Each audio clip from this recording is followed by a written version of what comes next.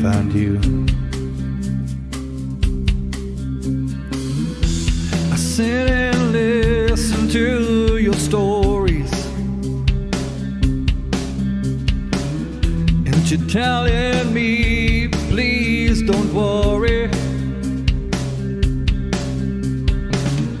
There's a lot in this world you should know, and loving life is where you should go.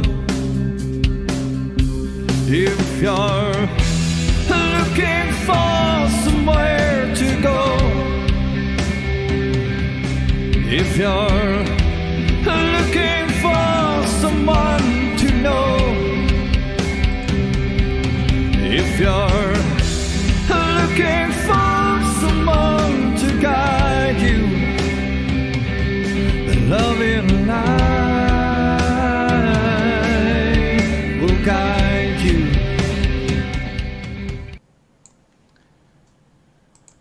Goeienaand, good evening fellow South Africans and citizens of the world, and welcome to tonight's live stream. Well, this is going to be part 2 of putting the banks on the chopping board, if I can call it that, and it's about time someone did. Well, before we get into that, just some admin. Now, special notice for the Loving Life family. On Friday the 30th of April, we are having the first of our Loving Life family fireside chats. Any member of the Loving Life family can join us, and what I'm talking about there is people who are regulars on the side chat. So anyone who's a regular on the side chat on Loving Life, you're welcome to join us on Friday night, the 30th of April. All you need to have is Skype. Skype on your computer or Skype on your cell phone. On Friday, we will be reflecting on our childhood days, and this was a suggestion by Fee, and Fee will be joining us, of course. So the old farts and not so old farts in the room, well, I'm the old fart, but anyway, we can share how life used to be. If you'd like to join us, please email Marlena at livestreams, plural, at lovinglifetv.com, and she will take it from there. Right, now tonight we are auctioning a painting. To place a bid, simply say bid painting and the rand value over the current reserve of 1,250 rand in the side chat. If you're not known to Loving Life, we will need a confirmation email from you before finalizing your bid. Let me just show you the painting, and I'll keep this painting up during the entire live stream. But it's a beautiful painting. There we go. The details of the painting are as follows. The title is Little House in Pretoria under Jacaranda Tree. And the size is 42 by 30 centimeters. The artist is our resident artist, Lynn Ward. And I'm just going to put the details into the side chat as well. There we go. And it's an oil on canvas, and reserve price, as I said just now, 1,250 rand. So I'll just make that smaller, and we'll just keep that on the side. Okay, let's get back to here. Right, now, money from the auction will go to Boere Droogtehulp, SANPC. I've put their bank details below this video, and that's a very, very good charity to support. Let's get to the topic of tonight's discussion. Banks are known for their unforgiving, almost barbaric response to individuals or businesses that fail to meet the bank's requirements as set out in the loan agreement. Now, we've all probably touched an experience with a bank where you're late on a payment or something like that, and you know what I'm talking about. Their mercenary and unforgiving attitude results in lives being destroyed, suicides, and bankruptcy. The banking scorpion has a venomous sting in its tail. But are the banks legally entitled to destroy lives like this over debt? A growing number of people would say no. Let me show you an example of what I'm talking about.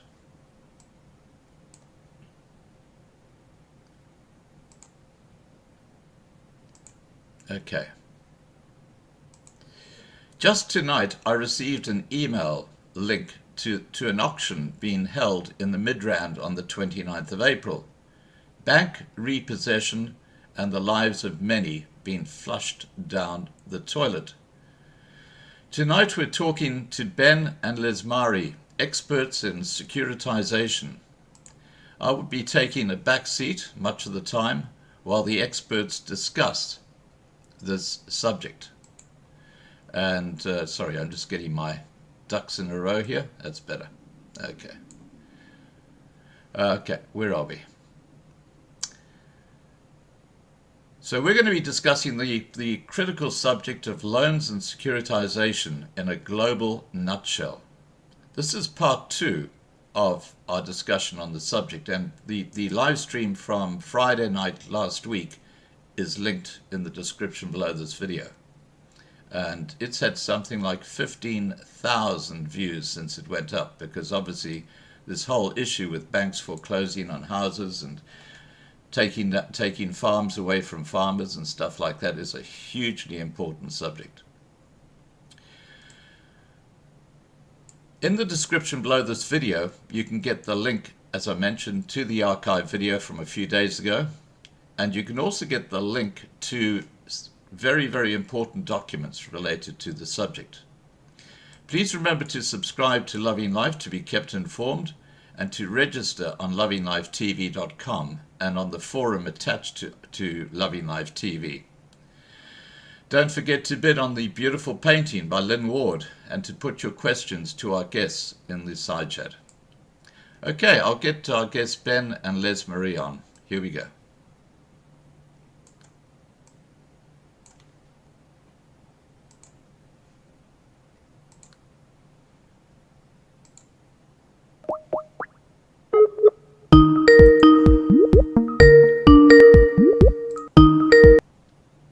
Hi, Ben. Hello, how are you doing tonight? Excellent, thank you. Excellent, Ben. And yourself? Yeah, winter is on the way. And in solidarity of some people, I have my camouflage jacket. It's getting cold here in Australia too, so I know exactly what you're talking about. I'll just get Lesmari on. Yes. Now you guys are going to be doing most of the talking tonight, so I'm going to be like a passenger. We'll just get Lesmari on and we can get right into this. Yes, we can do. I'm going to do a screen share with most of the time. Fantastic. There are various documentations. I would Hi, like Lesmari. Hello, Scott. How are you? Excellent, thank you. Excellent. Lovely to meet you. And obviously you know Ben? Yes. Right. What Fantastic. an interesting man. Okay, now tonight we're going to be talking about the global securitization system in general, and the 3 corners to loans and securitizations, which are the system, the supply chain, and the value chain. Now, what I'm going to do here, Lesmari, is I'm going to hand over to you, because I believe you're going to be sort of taking us into a particular area of securitization, and then asking questions, and Ben will be responding. So it's going to be really a discussion between you two guys. So over to you, Lesmari. Okay, yes. So my first question to you, Ben, is I'm specifically looking at the pool and all the types of loans. What goes into the pool of, can I say, a basket? Is there certain baskets of securitization, or is there one pool that in a nutshell covers all the securitizations, as in the loans that are they apportioned in certain ways, or is it just straight down the line, one pool, and they are just securitized? What they have done is they've characterized the loans according to their specific characters, such as mortgage loan agreements, commercial loans, then things that has a flexible capital layout, and that is overdrafts and credit cards, personal loans and student loans, and then these are each in their categories packaged as a portfolio of loans. In the old days, they used to talk about pooling and servicing. They would pool them, and so they still do pool them, but they now have new names for that, and that is, they call it a portfolio. There's a portfolio of assets that is available for securitization. So there are these various ones. Because the program memorandums, the agreement between the various parties, and there are more than just two,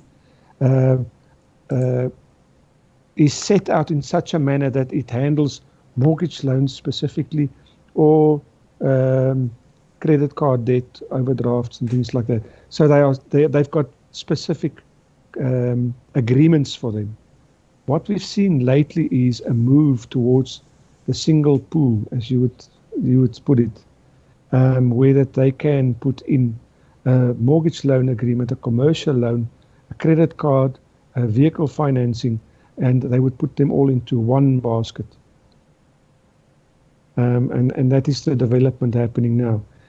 In the past, it has the appearance as if the bank would play the father role for those loans, and now it's shifted to the Reserve Bank to play the big daddy father role to secure these loans. Lesmari? Thank you. Before we move into the securitization and everything that goes with that, I was just wondering, can you maybe just go back into the past and tell me, where did the first securitization actually start, and why was it implemented? Securitization started as a thing called factorizing. It was done in the early 70s, and even possibly before that. They called it factorizing, where that they did the calculations on their books slightly different and took some things off the books which they didn't want them to see. And then I think the first securitization took place in South Africa, or the first vehicle created therefore was in 1994, and it was for around 3 million rand. And in fact, as far as I know, that very vehicle is still running today. Then it developed. It got a lot of momentum during the 25-26 year, slowing down slightly in 2007, and in 2008 by October we had a huge crash, which brought a lot of disrepute to securitization, and so they opted to call it a new name, and so the same ugly thing was now called structured financing. Wow. So that is now a basic thing. Look, I must say this. If you have a company and you need to finance it, I think the model of securitization or structured financing is a perfect model for that purpose, provided we take the elements, the unwanted elements that's in securitization out. Now, just if I can put a word in here, Ben, what we're talking about is that they've actually replaced a failed system that nearly brought down the entire global banking system in 2008 with another one which basically does the same thing. Yeah, they just called it a new name. The previous system was failing because what they did was, in effect, there's a curtain of time. They reached through that curtain of time into the future and said the house will be worth 2 million rand in 10 years' time. And they took that value and they brought it back into the future and gave that. And when the time comes, 10 years down the line, that 2 million does not realize. So what we are doing is we are reaching into the future and stealing our offspring, our children's value to spend today. And that is what caused the 2008 crash.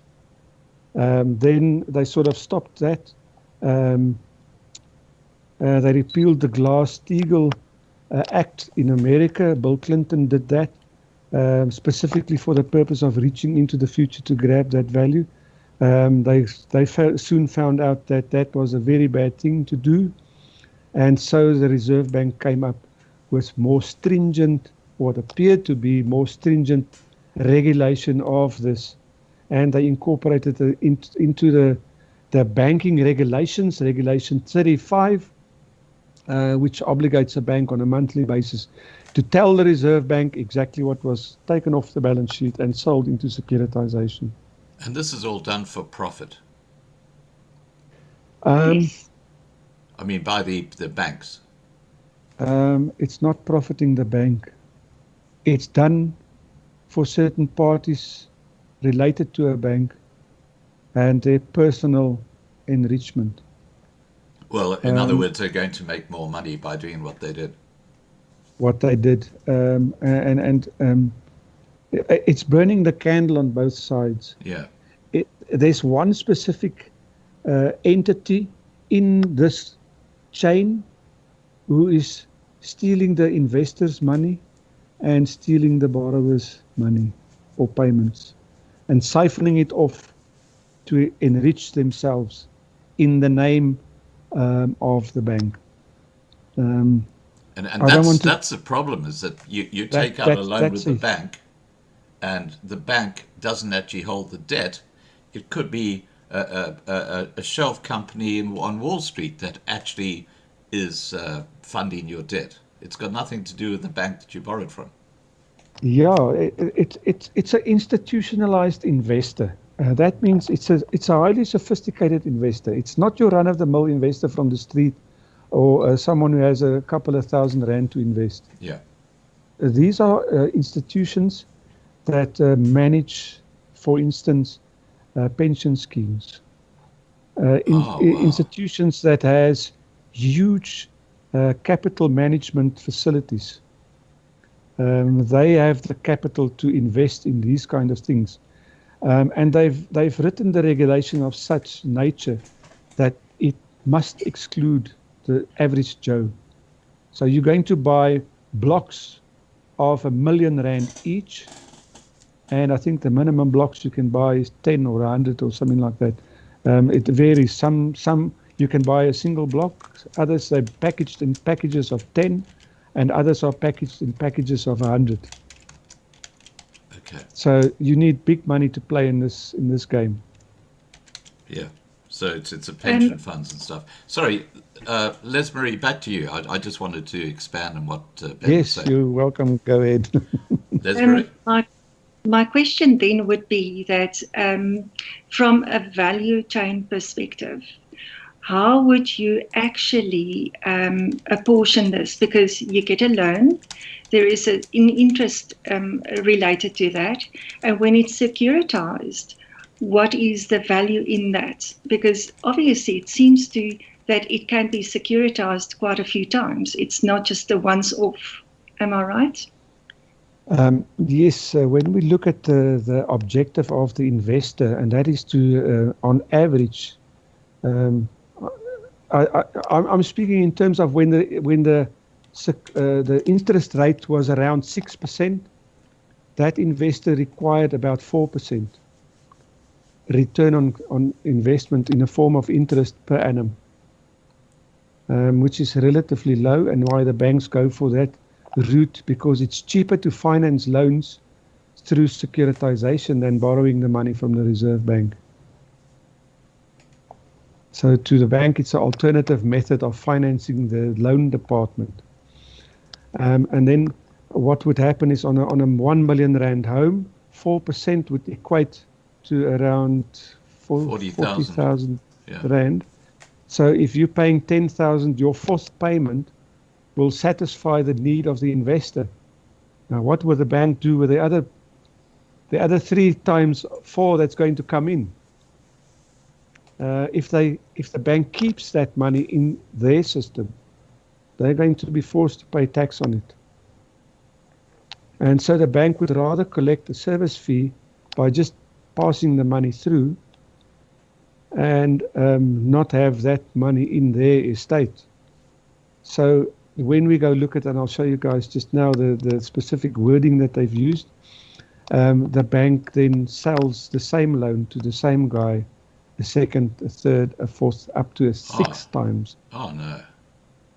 Okay, and then when the borrower defaults, the bank writes off that loan against its tax liability, which comes from the fees only, which is a very small percentage. So then the bank gets paid a 7th time. You have already paid on that loan, so let's call it 7.5 times. Then there's an insurance that covers the back end of it, and I'll show you where it's written into the bond, where that you pay for that insurance which you are not aware of. That covers the investor in the event you stop paying. So then the bank gets paid 8.5 time. And further down the line, they sell your house and they get paid a 9th time. And I think if I go even further, I can tell you where it's being paid a 10th time. So in effect, it's taxed one upon the other, and it just becomes a huge Ponzi It's a scheme. scam. It's a scam. It's a scam. It's a scam. And so what ends up happening here is that a very few parties in this relationship actually benefits, because the investor has no recourse against the bank. Yeah. And if the bank says you lost your money, they take it like that. You lost your money. We've seen that happen with I keep forgetting the name. It was a furniture manufacturer with Steinhoff. Oh, right. We saw that exactly happen.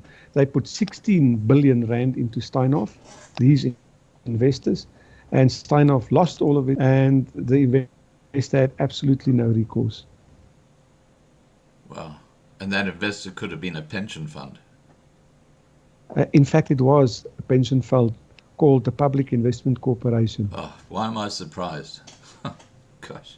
So in the Steinhoff saga, we found that the PIC wanted to sue the directors of Steinhoff, which they actually did, and they got the middle finger to come and show themselves in Parliament and explain what's happened.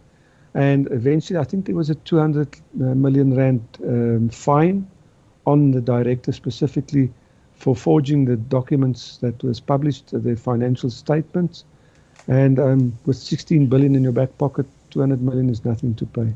Now, just on this point, Ben, do these directors ever see any prison time? As far as I know, in the UK, bankers, as such, are exempt from charges of fraud. So they So can they do will what never they see- like and they don't have to go to prison. Yes. That is absolutely ridiculous. Sorry, Lesmari, back to you.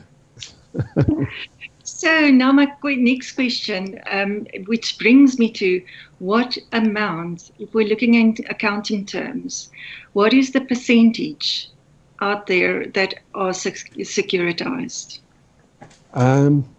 There are basically 3 criteria to which a loan must conform in order to become eligible for sale into securitization. The very first is that it must be within the geographical border bounds of South Africa. The loan must exist in South Africa. So the property must be in South Africa, the student must be in South Africa, the overdraft must be in South Africa.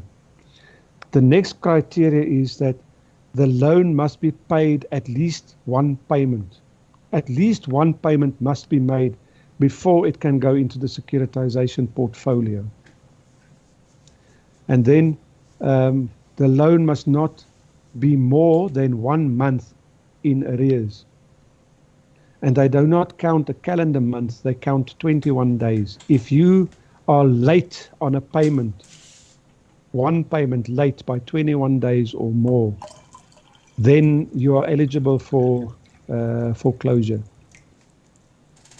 Wow. So, Now look, so, yeah, carry on.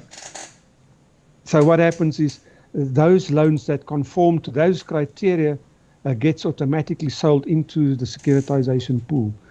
When you apply for a loan or let's call it a mortgage bond, there's a panel that sits and they evaluate all the things, and they say, Pity, he's a good guy, he's going to pay, but Kwesi, I don't know, we can't give him a loan. He works for himself, he's self-employed, all that he's a big risk, he's not going to pay. But Pity is a director of a big company, he will pay. And they approve the loan to him. But when the loans are eligible for securitization, there's no such criteria, there's no such assembly of people to decide whether that's going to take place or not. It's an electronic decision. If it complies with those three, for which a simple algorithm can be written into a computer program, it's sold. Wow. So I have to answer your question, Lesmari, and my guesstimate is that between 80 and 90% of loans are sold. There's a small percentage of which people do default in the first month, although it's very small. And then there's a percentage of people that has not gone the 30-day duration. So those loans still remain on the bank's books, for which the bank has to keep a reserve capital. So there's I talk under correction, between 10 and 15% would still be on the books of the bank, and 80 to 90% will be moved off the balance sheet of the bank. And just to be clear, this is the exact same system that nearly destroyed the financial system just 12 years ago. Yes. So what has happened? The Americans work under a different system of common law than we do. They do not work under Roman Dutch law as what we are. So what their bonds entail is a deed of trust, whereas in South Africa we have a bond. And the system was not thought out very. They didn't take in consideration the unintended consequences of what they were doing in terms of the settlement of debt. But I think even in the American jurisdiction, you'll find that there's a similar application in terms of the UCC that says if a third party pays your debt is extinguished. So that was not taken into account, or poorly taken into account. Either that or between the bank, the director and the investor, they both, or the parties go to bed praying that the public don't find out about this. Wow. Lesmari? So from a perspective of challenges and risk, what is the financial markets globally facing because of this percentage? Because it's huge. It's huge. It boils down to the maturity of these contracts, in which the capital that was initially laid out needs to be returned to the investor. In South Africa, many of them were around 2027. That bucket had been kicked down the street to now 2048 and 2047, around there. So it's prolonging the period before the capital needs to return, and in all of that time it incurs interest. So I foresee that when that time does come, that the banks will fall short of being able to pay for that. Now, just on that point, Ben, they're talking about a great global reset. They're talking about one global currency and just throwing fiat money out the window, and then they're going to have something new come in. Do you think that this is what these guys who put together these packages are hoping for? Because what they're hoping is that it'll never actually happen, because the old system be thrown out and We will own nothing. That's what they say. You will own nothing, but you will be happy. And That's the World Economic Forum. Yeah, back to you. yes. So what I can tell you this much is, because they know it's inevitable that the time will come they have to pay back this loan, or the capital on these securitization transactions, and they know that they will not be able to pay it, or even that they will not pay it. They have to create a diversion. And that would be to collapse the market, because reserve banks can inflate and deflate markets at its will and whim. Yeah. And then cause a crash in the market like we saw in 2008, which gets them off the hook. Or they cause a war, or they cause some form of disruption that will cause the people no longer to focus on this. Because I'll show you just now from the legislation that once the investor's money is in the pool, neither the bank or the SPI has any obligation to the investor. They create that kind of appearance, but on paper, there's no such thing. It's the same with the freedom war that the Americans had. They won the battle, but they lost the war on paper. Right. Now, just to be clear, and I think you would agree with me with this, Ben and Lesmari, that all wars in the World War I, World War II, a lot of the wars that are happening in recent times, they're all funded by the banking system. And they are party to those. In fact, I believe the Rothschilds funded not only the Allies during the Second World War, but also Adolf Hitler. Do you have any comment on that, Ben? Yes, I can go back to Napoleon. Napoleon had a war with England. Yeah. And he ordered weapons for that battle. And behind the scenes, the Rothschilds were sending or providing the finances for the weapons in France, from the Bank of France, and then the Bank of England supplied the British with their funding for their weapons. And so the Rothschild family arranged that the weapons be delivered 5 hours after the battle starts. Wow. So Napoleon's troops started their Battle of Waterloo for 5 hours without weapons. No wonder they got hammered. Yes. So what the Rothschilds then did was on the trading floor in England. They had a horseman who would sit on the mountain and watch. When the last man falls, he would turn around and race back to London to tell the Rothschilds what has happened.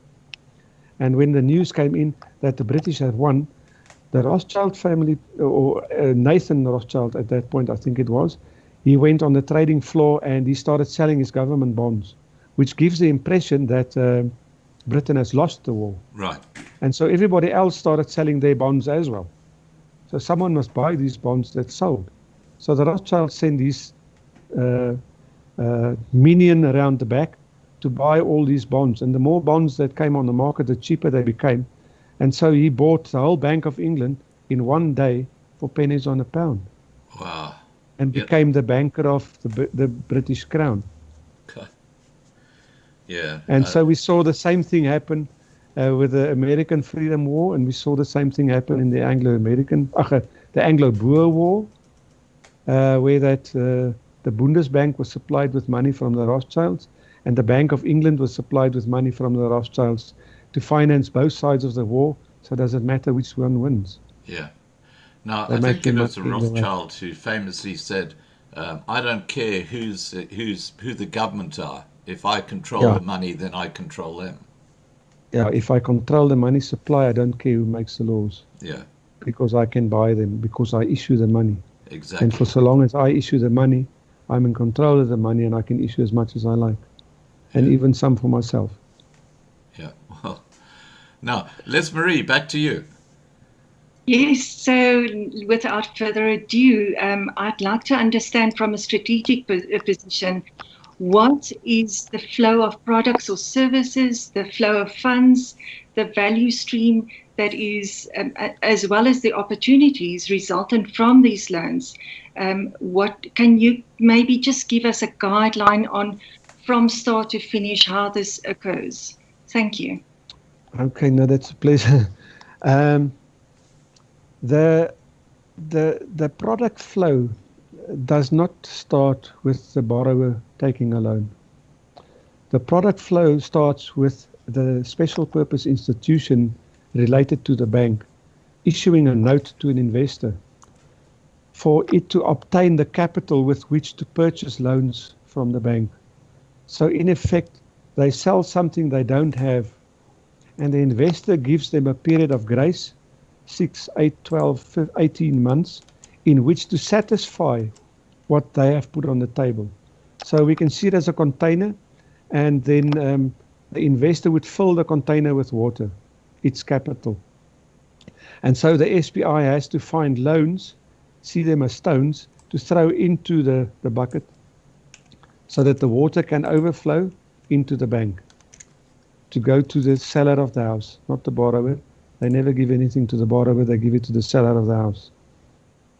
So that is the flow of our current sea, what we currently see. and the bank directs the flow of the river of the money to where it wants it to flow. And so the bank do not want to take the risk of not being paid, and so it moves that risk out of the banking system, off their balance sheet, onto a party willing to take it. And the investor has an investment appetite or an appetite for risk, and he's willing to do that, even though he's been warned. So the whole idea here is that let's take for instance the pension fund has to keep have a constant inflow of money to pay their subscribers. So they capitalize, they use that capital then in this investment where there's at least a 4% flow per annum with which they then pay the subscribers to the pension fund. Besides the flow money in from people paying their pensions into that fund. So what we see is from the public a flow of funds into a pension fund, and from the pension fund the flow back into the bank, and from the bank flow back into the public. So securitization is the recycling of the same money, and each time adding a layer of interest which is not put into circulation, which gives you the mathematic equation of you will become bankrupt. Wow. So because they actually set you up. They set you up for failure. Wow.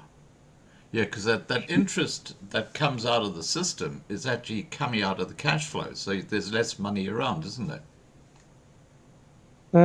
I don't think there's less money around. What I think the fact is that the money required to pay the interest is not put into circulation. Yeah. And so it slowly erodes the money that's created. Yeah. And that's why they call it a debt ceiling. And the debt ceiling keeps rising and rising and rising. And slowly but surely the interest catches up with it. And as soon as it breaks equilibrium, the whole thing collapses. Now, Ben, a pretty obvious question is, why are they allowed to do this? How can they get away with this? Why is someone not taking them on? Because they make the law. I can tell you this much. Most of the laws proposed in the parliament are done by banks or the bank-related attorneys and politicians. Just rubber stamp them. Yeah, I wouldn't say just rubber stamp. They make it appear as if there's a huge discussion about it. I went to some of these National Credit Act public debate and things. I went to 3 of those meetings, each time with the same people, and they talk the same language and they talk about the same things. And they were supposed to amend the National Credit Act to make it more difficult for banks to go after people, but in fact they made it more difficult for the public to defend themselves against the creditor. Now, just to be clear here, when we talk about bankers, we're not talking about the bank manager in your local branch of ABSA or FNB. We're talking about the guys in the head office who are getting their instructions from higher up. That's who we're talking about. Yes. So what we've seen ever since the First World War was a thing called compartmentalizing. What they do is they put you in a little cubicle and you get a specific task, and they use A-type character people who can consistently reproduce the same result by redoing the same work over and over. And they are very efficient at doing that. And they know that they have to complete sentence A to Z, and that's it. Chapter 2 and 3 is written by someone else. They're not interested in what they do or how they do it. As long as their sentences from A to Z is complete and done 100% correctly, they then pass it on to the next. And so the banking industry has also compartmentalized each and every step of the flow so that no one can put the whole picture together to see. Well, I believe that there was 150,000 people building 2 atom bombs that were used during the World War. And none of them knew that they were building an atom bomb. Wow. Lesmari, back to you. So that brings me to the big question. Is the service provider the bank also? Or who is the service provider? That initiates securitization. I think that the securitization is initialized by the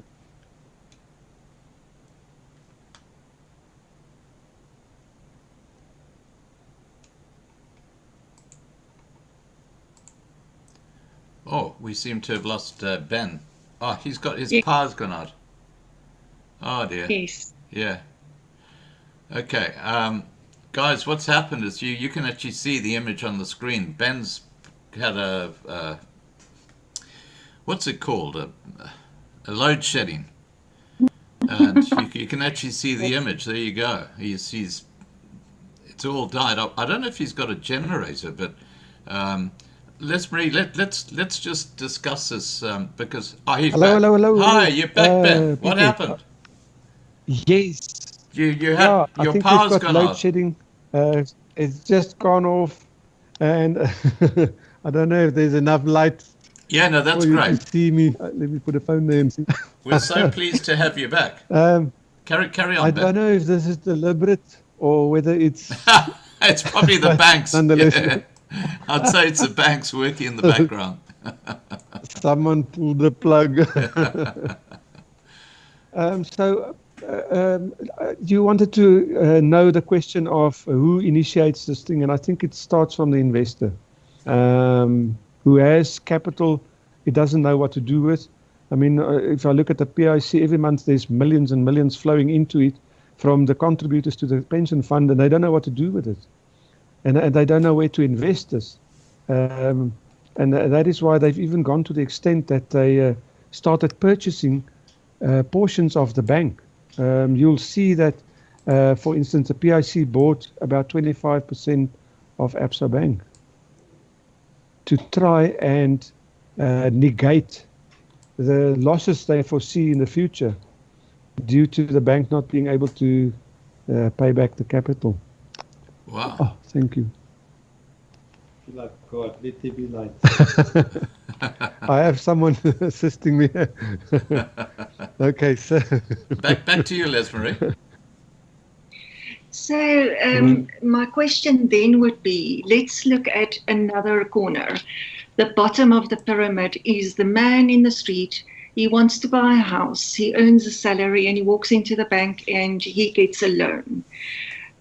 Just tell me how, in a nutshell, how informed is the buyer of this loan? Because we're looking at a seller and a buyer. The bank is the seller. The buyer is the man in the street, opening his account, coming in and getting a mortgage. Buying a house is quite an emotional process. The wife loves the kitchen and the bathroom looks beautiful. The husband loves the tool shed patio with the built-in braai. And so it becomes an emotional process, and we want this house. And so they go off and they sign a loan agreement. And without really taking into consideration everything that's written in it, I have not found one client that was aware of the clause in that loan agreement with which the loan has been modified. There's a clause in the loan that modifies the loan to become an investment contract. And the homeowner buys the paying end of the investment contract, and the investor buys the receiving end of the investment contract. So it's not a loan in the traditional sense that we are used to think about how things operated many years ago.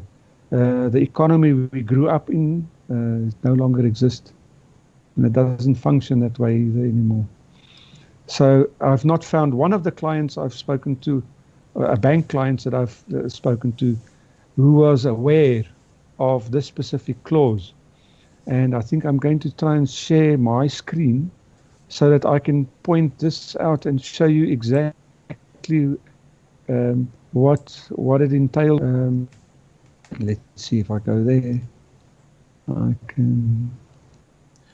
While you're doing that, I just want to say to everybody watching that Lynn Ward, who's the artist whose painting we're selling tonight, she has got the most beautiful voice. I've heard her singing. Wow, great singer. Now, sorry, back to you, Ben. Yes, I believe that there was a wonderful auction on in which the charity goes to. Yeah, it goes to Boere the Droogtehulp. drought relief. Yeah. Yes, I just want to go to the. Can you make that text a bit bigger? Document. Yes, I will stretch it just now. I just want to get to it. Because it won't appear. And what we have here is a loan agreement. Right. And entered in between Nedbank and a specific party. And then we go down through the clauses of the loan agreement. There's the final signature. And here's the clause that converts the loan agreement into an investment contract.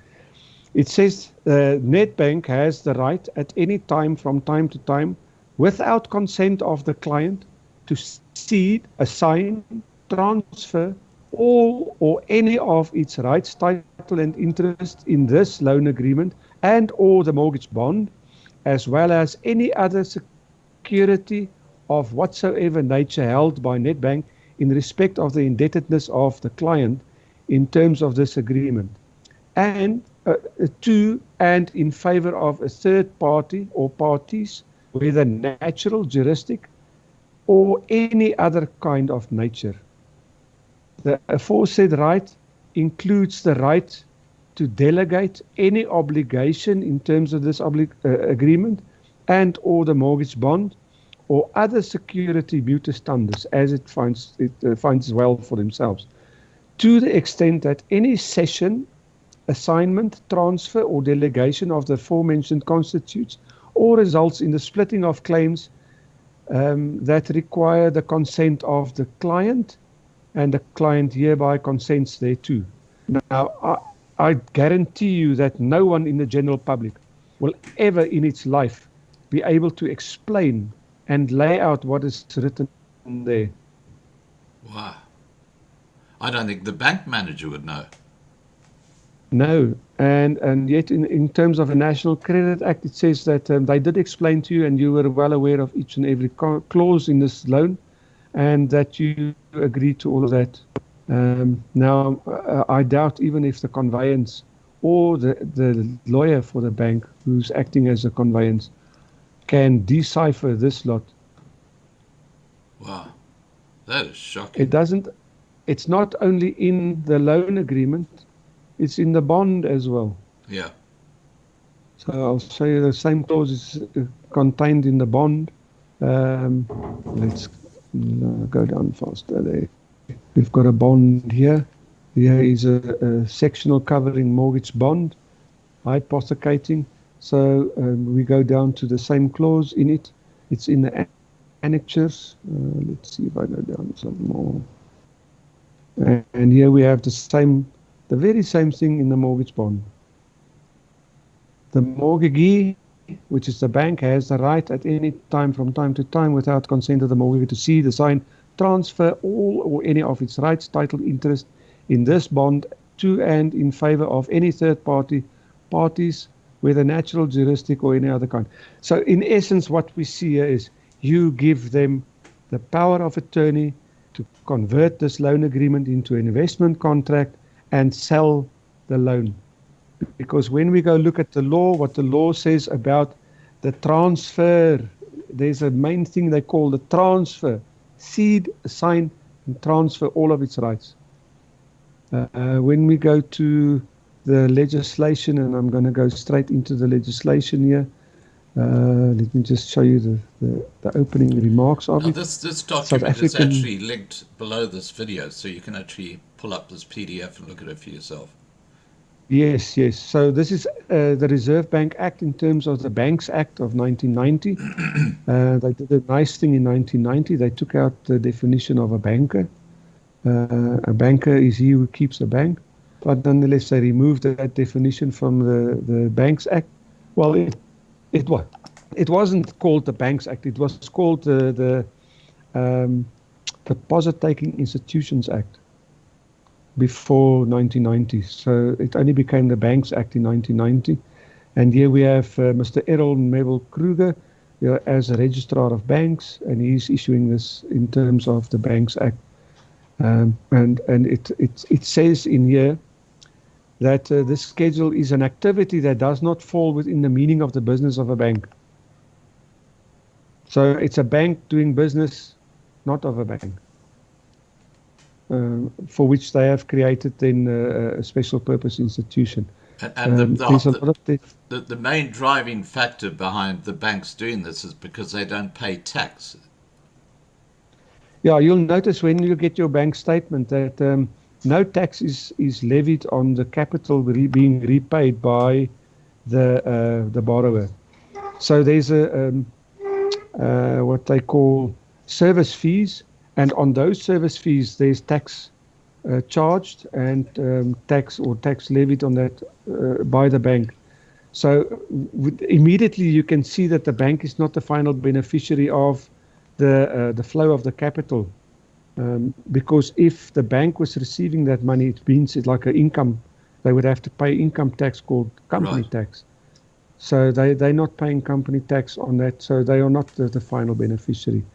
So what I'm going to do, I'm going to go down and get straight into this about the transfer. We could see in that annexure, where is it now? Yeah. It says that assign and transfer.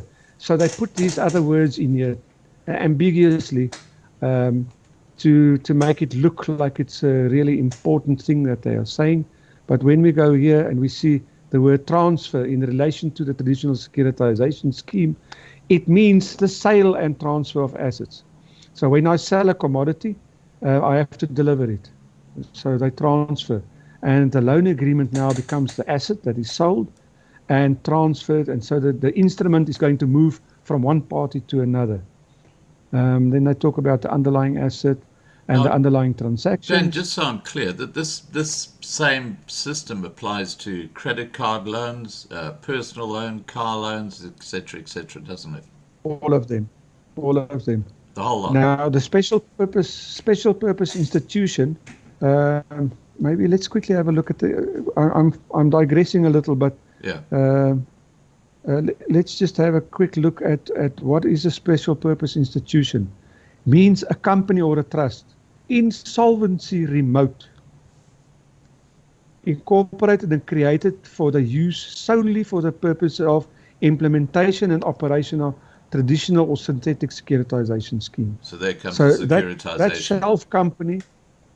shelf company operates for only one purpose, and it only has two functions. And one is to buy loans and the other is to sell notes to investors. Now, just for those who haven't watched the first part of this, the live stream we had last week, there's a link to it below this video in the description. And there, Ben actually spells out the whole SPI situation and how it all hangs together. It'll blow you out the water when you understand how you've been deceived. Sorry, back to you, Ben. So now I'm using Nedbank as an example here with Yeah. Greenhouse Funding 3, and it's called a RF. RF is a ring-fenced company. That means it's insolvency remote.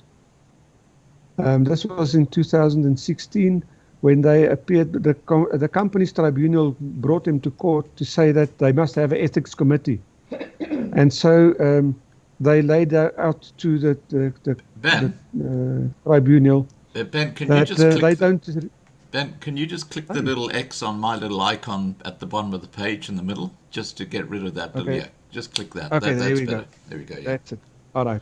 So the applicant is RF company.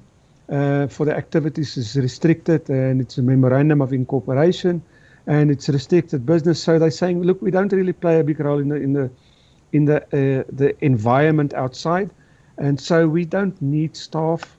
We don't have a workforce. There's no real nature of our activities in the public. And so they went before the court, and I want to show you the final judgment on this. Whether the finding was to the extent that the activities makes a prima facie case in the public interest, appoint social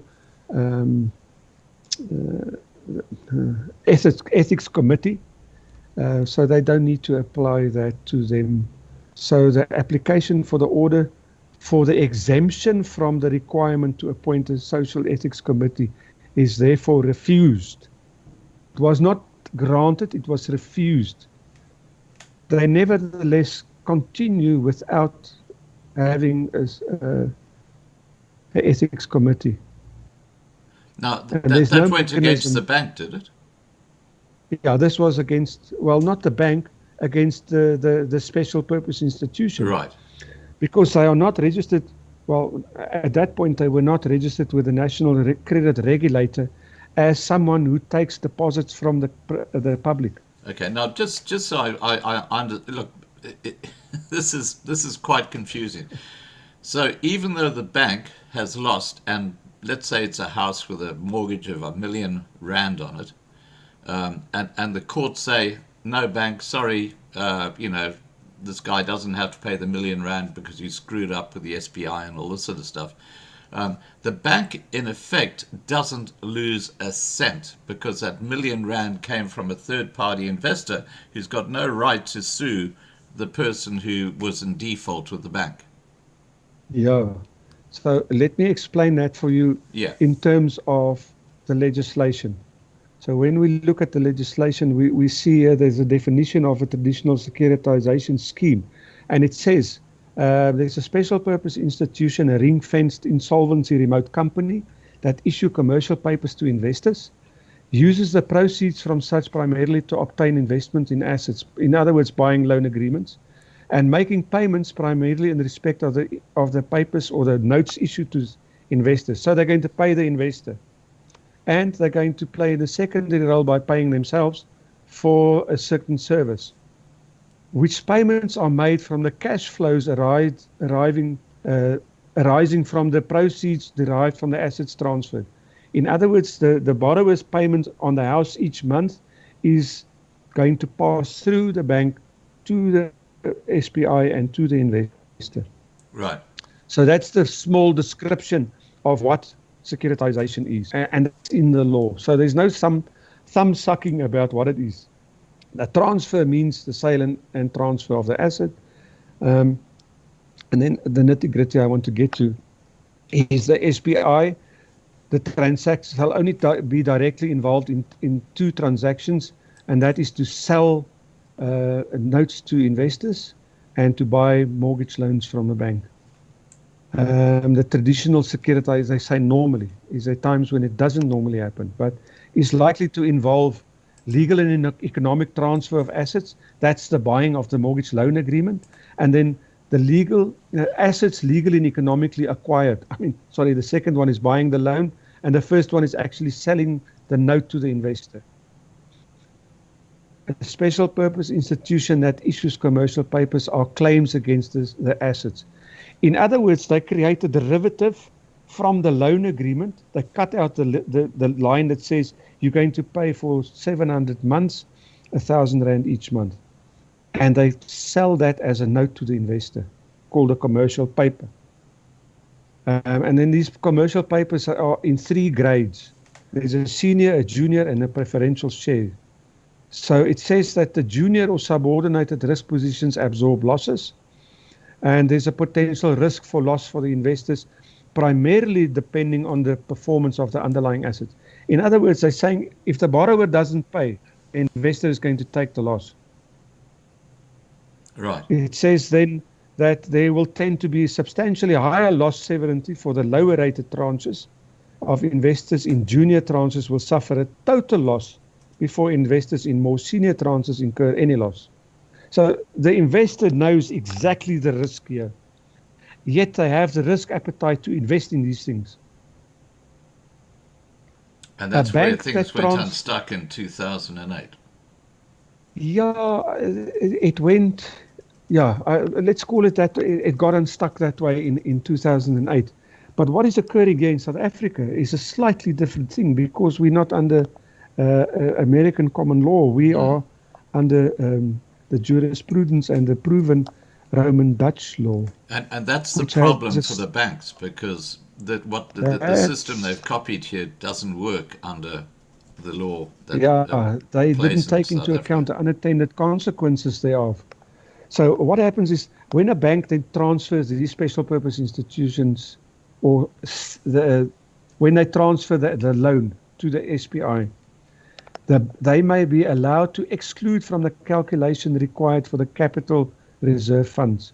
So when a bank loans or lends money to a borrower, there's a certain percentage. At this point, it's 5.35%. The bank must keep in cash in its account for that loan. So when this loan is sold to a SPI, they don't have to keep that required capital and reserve funds. When the transfer constitutes, among other things, a true sale. Now, a true sale involves the moving of the real right, the bond, and the personal right, the right to own the documents. Remember, you're not buying the property, you're not buying the physical building, you're buying the paper. Yeah. Because something is going to be delivered to you.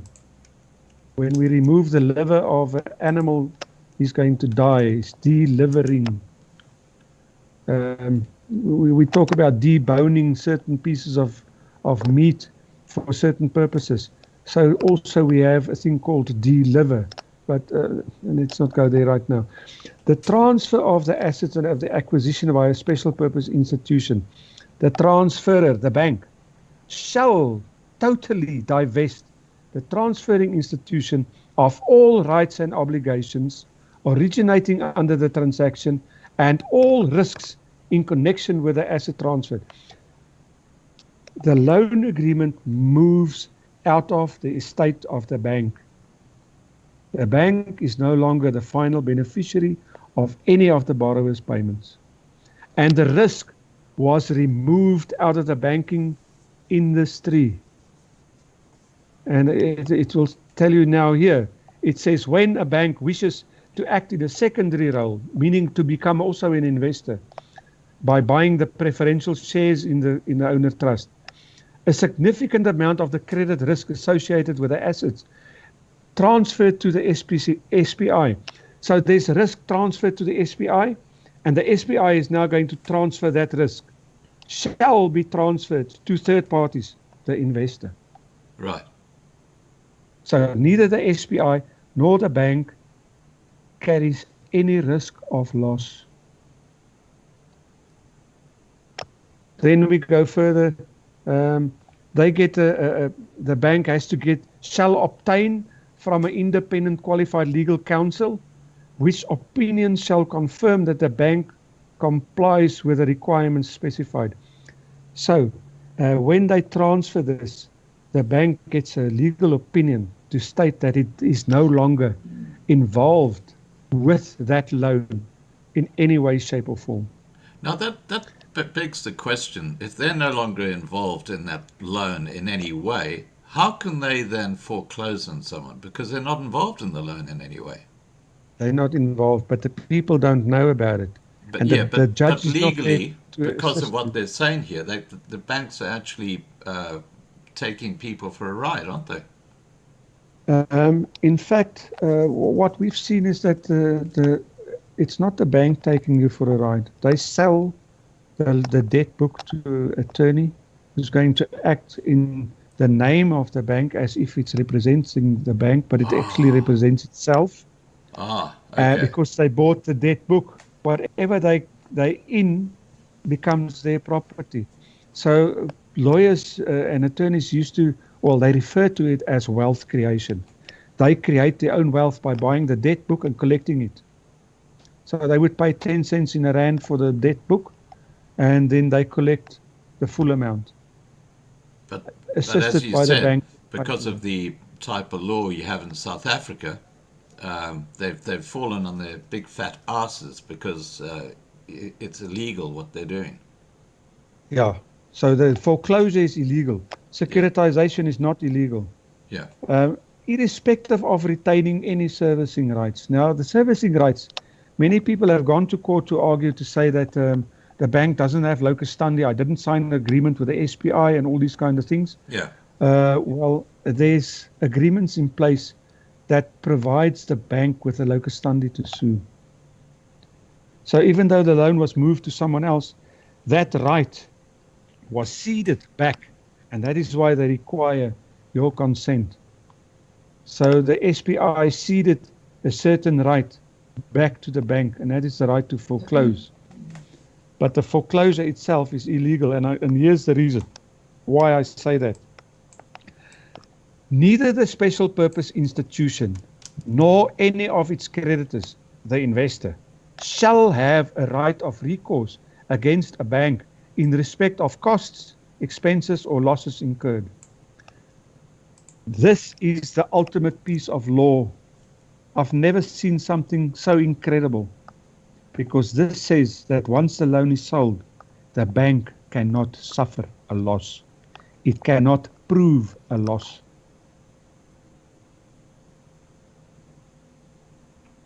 That's where the investor carries the loss.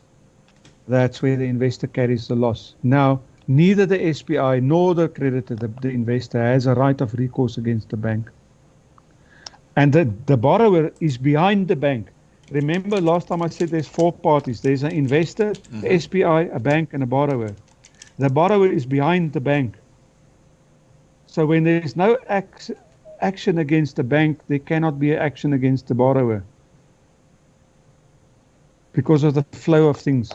There are other things here that can we can talk about, but I think it's just going to divert us from what we're trying to achieve here. Right. And what I want to achieve here is to provide the legislation and the direct proof of what is occurring here. And remember, we said that our law operates differently from all the rest. Especially from the Americas. And what we found is a Constitutional Court judgment of 2016. Let's go to the top there. And then we show you Constitutional Court of South Africa, Absa Bank Limited versus the Moors. Okay, and this was actually a fraud case where someone stole money or defrauded the bank of money to pay these people's bonds, and then get these people to pay him before he pays the bank. So he would be a middleman in between. But the law principle that was re-established or reconfirmed is what is of essence here. It says generally, payment is a bilateral act. One that, in the absence of an agreement to the contrary, requires the cooperation of a payer, usually the debtor. So it can be that there may be someone else paying who's not the debtor, and a payee, a creditor. Equally, generally, discharge of the debt require the agreement between the debtor or a party acting in the name of the debtor and the creditor to that effect. And in this case, there was a Mr. Kabini who, acting on behalf, on the Moors' behalf, paid off their bond debt. It does not follow that the discharge was ineffectual because Mr. Kabani was a crook. So even with stolen money, you can set off this loan and discharge the obligation. It says our law is extremely generous in how a debt may be paid. It allows payment of a debt without consent and even without the knowledge of the debtor. Can you just increase the size of that text for us, Ben? I can stretch it for you. Yeah, just make it a bit bigger. Yeah. Okay. It's there. Yes. So what it says here, that's better. With or without the consent of the debtor. So when we go back to this clause here, let's make it bigger as well and see if it stretches it a lot. It has the right from time without the consent of the mortgagor to cede, sign and transfer. So they don't need your consent, but they need your consent for something else, because here it says for claims that requires the consent of the mortgagor hereby consents thereto. And we'll get to that just now. You'll see how it fits in. Right. So what we have is the law here specifically states, where am I now? Let's get to that one there. Our law is extremely generous in how a debt may be paid. It allows for the payment of a debt without the consent. And even if you complain and say, don't do it, I can still do it. It is well established in both our common law jurisprudence and case law that a debt owing by A to B, the borrower to the bank, may be extinguished by the payment of a stranger, the SPI, in discharge of the debt, even if A is unaware of such a payment. And that is what they're banking on. That the debtor is not aware of the payment. Dutch law. Yes. So what I've done is I made a flow diagram. I want to show you something from, and here's the contract between greenhouse funding RF, ring fenced. And it has to be ring fenced because of the real right and the personal right moving. This one is for $2.5 billion, rand, I mean. This is a small one. I think Nedbank, Standard Bank has one for 90 billion, and then ABSA tops the lot with 110 billion, if I'm not mistaken.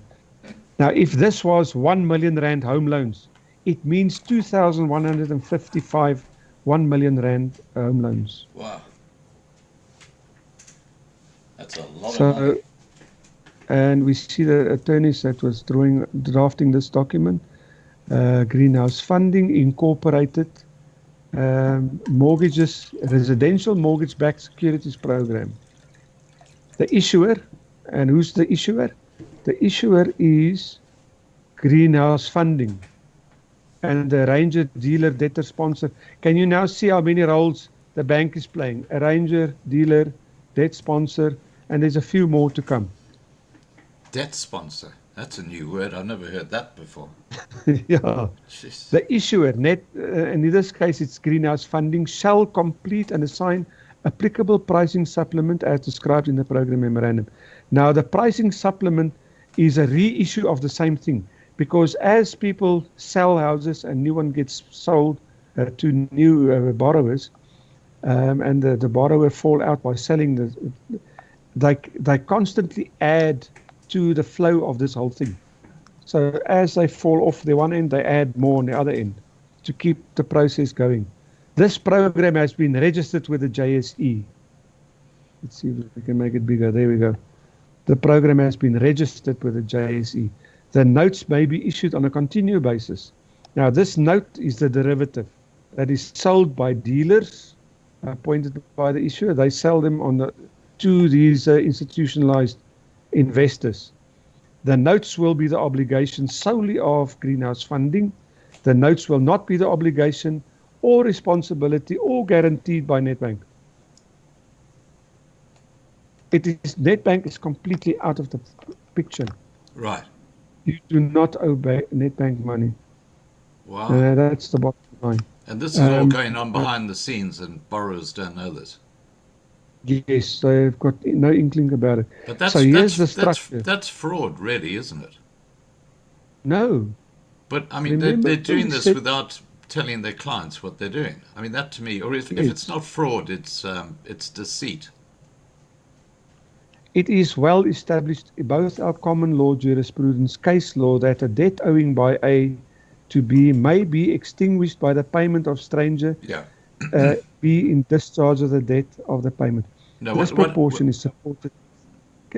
Can you see what I'm saying? Yeah, It's not illegal. absolutely. What I meant there was that when I talked about fraud, the fraud is by the bank, or the deceit is by the bank, which is not letting borrowers know what they're actually doing with the so-called loan. Yes. So you'll see that the instant the loan is discharged, that the bond falls away. The bond becomes, because the bond is accessory to the loan agreement Yeah. and secondary to the loan agreement. The And moment it's- the loan agreement is settled, the bond falls away. And that immediately happens once the SPI Pays the pays bank. out the money, because the bank is no longer party to the debt. Yes. So now we're going to Wow. have a look at what the law says about that. And we're going to go a little further down. I want to show you section 5 or paragraph 5. Consideration. Now, consideration is the actual payment of the money received in respect of the assets transferred. When a bank transfers assets to a special purpose institution, the bank shall receive the amount of consideration paid in respect of the assets so transferred no later than the date of the transfer. The instant that bond and loan agreement is delivered by one party to the other, from Nedbank to Greenhouse Funding, that payment will take place. So in other words, you have no liability to the bank anymore. No.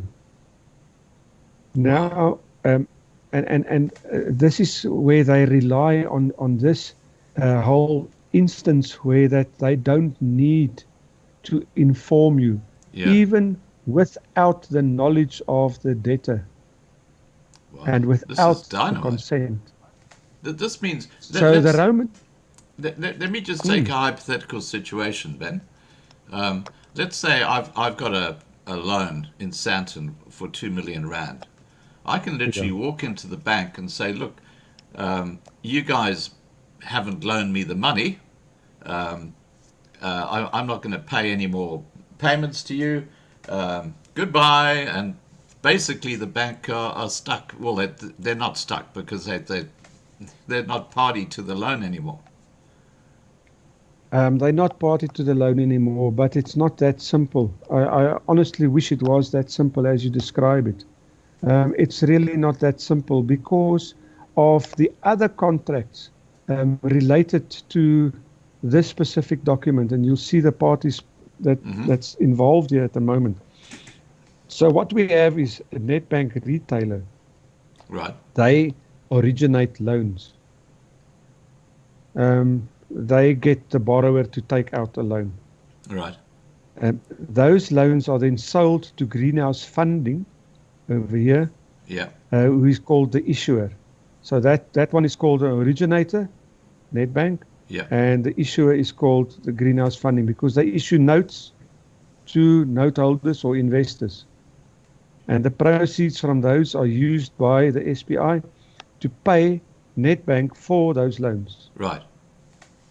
This Greenhouse Funding is a trust, and it has an owner trust. So the trustee of this trust is the owner trust, and the trustee of the owner trust is a security trust. And here comes another session.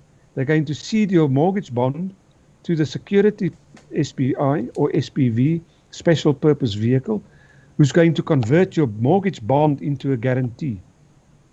And the sale of the home loan here, Greenhouse Funding is going to convert the loan agreement into a security, a bond. Then there's a custodian. We'll see about that just now. Because Greenhouse Funding doesn't have a property, a building, a telephone, secretary, any staff, they hire certain people to be the custodian to look after the documents. Yeah. And in Greenhouse Funding's case, it's Nedbank. So Nedbank will keep the documents for them in safekeeping. So here you see some more things that the Nedbank does. They are the servicer, the administrator, the derivative counterparty, the gig provider. I'm not going to go into these other details because it's even more confusing. Right. And it's confusing as it is. So I have gone and I took this whole thing and I made it even more simpler. So we say in terms of a sale agreement. See, there's a sale agreement. Nedbank retails as a seller. Now Nedbank is a seller. Right. Will sell loan agreements, each complying to the eligibility criteria. Remember, we spoke about that earlier. Yeah. Together with the benefit. The benefit is the loan or the bond of the related to the issuer. So it's selling loan agreements and bonds on a sale agreement. So it's not a bank anymore. No, they are a credit provider and a services provider, financial services. The financial services is to Greenhouse Funding, and the credit provider is to the general public as a borrower. Wow. That's so deceitful, isn't it? Yeah, so it's the ambiguity of the wording that they use. Yeah. So Nedbank retail as a servicer to the issuer, now it's a servicer. Just now it was a seller. Mm. You see there we have a seller. Mm-hmm. Okay, and now it's playing the role as a servicer. Now in that service agreement, that is where Nedbank derives the right from the issuer, from Greenhouse Funding, to sue you. Because the issuer, Greenhouse Funding, cedes, and it needs your prior consent, cedes the right to sue back to Nedbank. So you can go tell them that you don't owe them money and whatever, they're going to sue. That's why I say I wish it was that simple, but it's not. It's a little more complex than that. But in essence, what we see from the judgment of the 2016 Constitutional Court judgment, we see that... this is with ABSA, was it? So yes, a third party can pay your debt. So now here we see the issuer is Greenhouse Funding, a public company, incorporated and registered. And then we see a security SPV, Greenhouse Funding 3, Security SPV, RF Proprietary Limited, another company. Mm. And then we see an owner trust, the security issuer owner trust, master reference, and then there's a trust number. Right. And it's a registered trust. Then we see the security trust, this one up here, also has an owner trust. So it's layer upon layer upon layer. And in this instance, it's called Maitland Group of South Africa. Maitland Trust is the custodian who's going to look after these documents. And the debt sponsor is Nedbank Capital. Nedbank Capital, there we have it. And the originator and seller is Nedbank Retail. But Nedbank Capital and Nedbank Retail don't exist. What exists is Nedbank. So why do they call it Nedbank Capital? Yeah, they call themselves Nedbank Limited.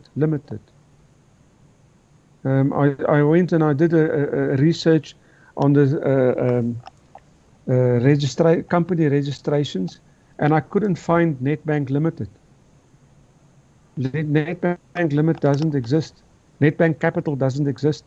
Nedbank Retail doesn't exist. The only thing that does exist is Nedbank. So we are dealing here with fictitious entities. Wow.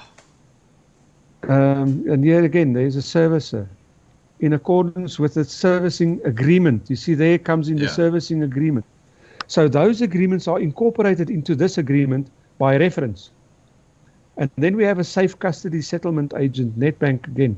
So Nedbank has to deliver to itself a certain document and then be paid by Nedbank or by Greenhouse Funding on that day of delivery. So actually nothing moves; it just stays in the safe. It's just a piece of paper. Now we have an account bank, also Nedbank.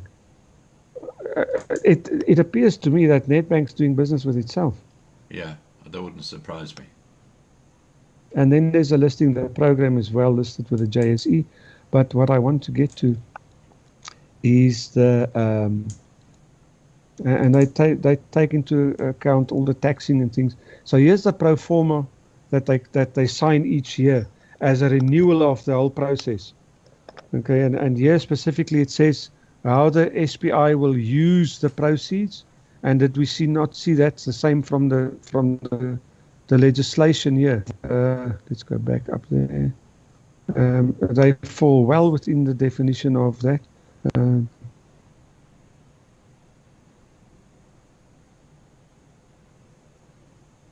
Use the proceeds of such issue primarily to obtain investment in assets and make payments primarily in terms of the investor. So when we go back to that one there, yeah, it falls well within the law. It's specifically perfectly within the law.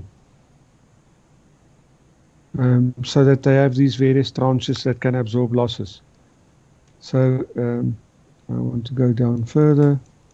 The critical thing I want to get to, and there's a lot of things in here that we can look at, but the critical thing I want to get to is, you see there's a servicer and a servicing agreement. Right. Insolvency. Also the risk of insolvency of Nedbank in respect of the detail. If Nedbank folds and goes under, the creditors to Nedbank cannot come to the SPI and say we want those loans back. And that is why they have to divest of all interest in the documents. So the SPI and the servicer, or the Nedbank itself and Greenhouse Funding, are two independent companies, and their books cannot be mingled. Mm. So how does it come that Nedbank can say, we see on our system here that the borrower didn't pay? Yeah, because it's not their loan. It's not their loan. So how is it that they can see that? And I'm going to show you that how they do that here. In terms of the transfer and the seller of the issuer loan in accordance to the government law. Let me just get to that specific page. It's yes, here it is. It's coming. Account bank. So now we have an account bank, Nedbank. All bank accounts will be held with the account bank. So all the greenhouse fundings another accounts, name that they've given to their business. Yes. So greenhouse funding will hold accounts with Nedbank. Right. And there's a transaction account, and they put that one first before they put this one, collections account. And I want to start with the collections account. The collections account is where the borrower is going to put his money in respect of the loan and paid for the account of the issuer. So when we look at the legislation, we're going to go quickly and see. I'll show you now where it says that the bank is merely a pass-through account. Mm. It's not so far.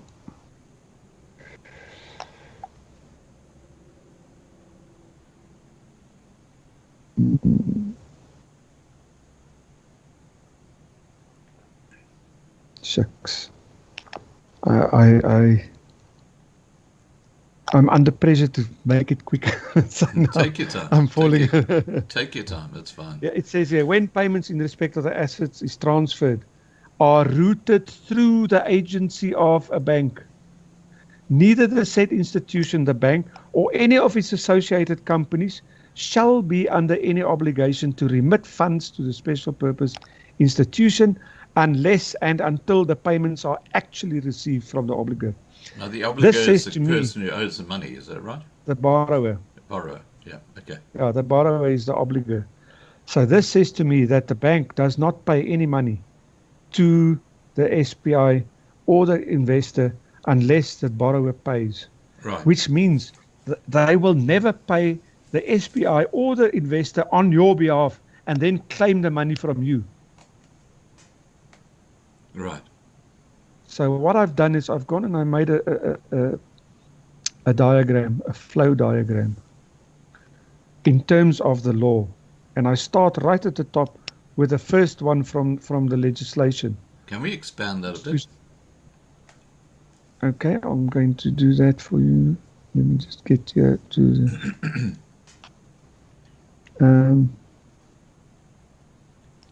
It's actually page 14.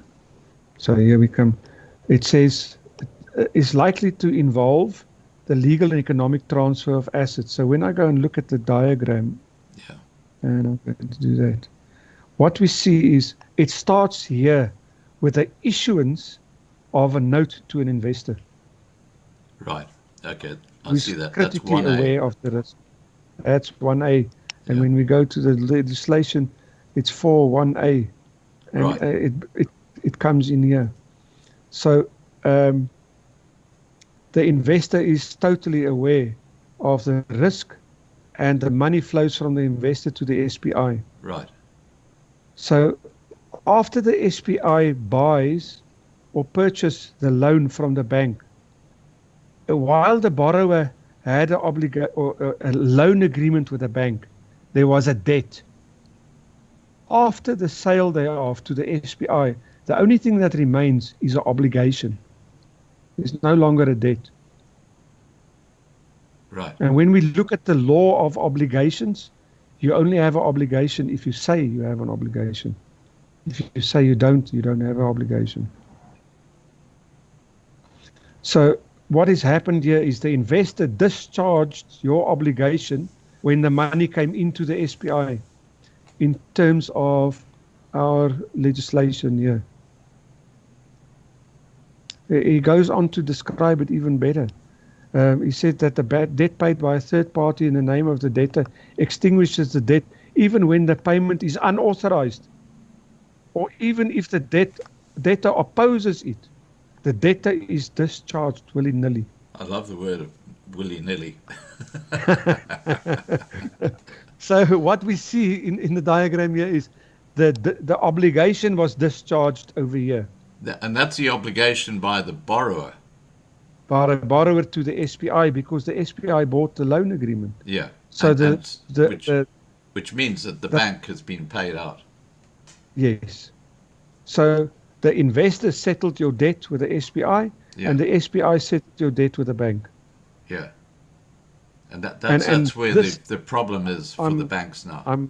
That's where the problem is for the bank. Now, all of this is all well and going strong, and all according to law, and nothing goes wrong until the borrower on this side fails to make payments. Then the whole thing breaks down. The whole house of cards come down, and the foreclosure, apparently on behalf of these people, the bank says it's acting in the best interest of the investor. That is where the breakdown comes, and where that the foreclosure becomes illegal, because the bank was paid. Yeah. You cannot have a cause of action. That mortgage loan agreement was transferred to the safe custody agent to serve as a security. On this side here, it serves as a security. And the bond was securitatum debitis ceded to the owner trust. Did we say the owner trust? Some do it in the owner, I can't see it now anymore. Some say it's the owner trust, and some is the security trust, where it serves as a backing to the guarantee. So when that loan agreement appears in court, it's securities fraud, because that loan serves as a security. Wow. And now the bank says, but we bought it back. Really? Can they buy it back? Remember we said that there was something called the Companies Act. Yeah. I want to get to it. I think it's this one here. This one, Maatskappye Companies Act. I'll stretch it just now. Right. So where I want to go with it, here it is. The purpose of the Act. The Act is for the creation of conditions for the aggregation, that means to get capital for productive purposes, for the investment of the capital in enterprises. Enterprising. Remember we said just now that they create layer upon layer upon layer upon layer of trusts. Yeah. And that is called enterprising, because enterprising is part of money laundering. and the spreading of economic risk. Why would they put in the Companies Act the spreading of economic risk when it's associated with the Companies Act, or with the Banking Act?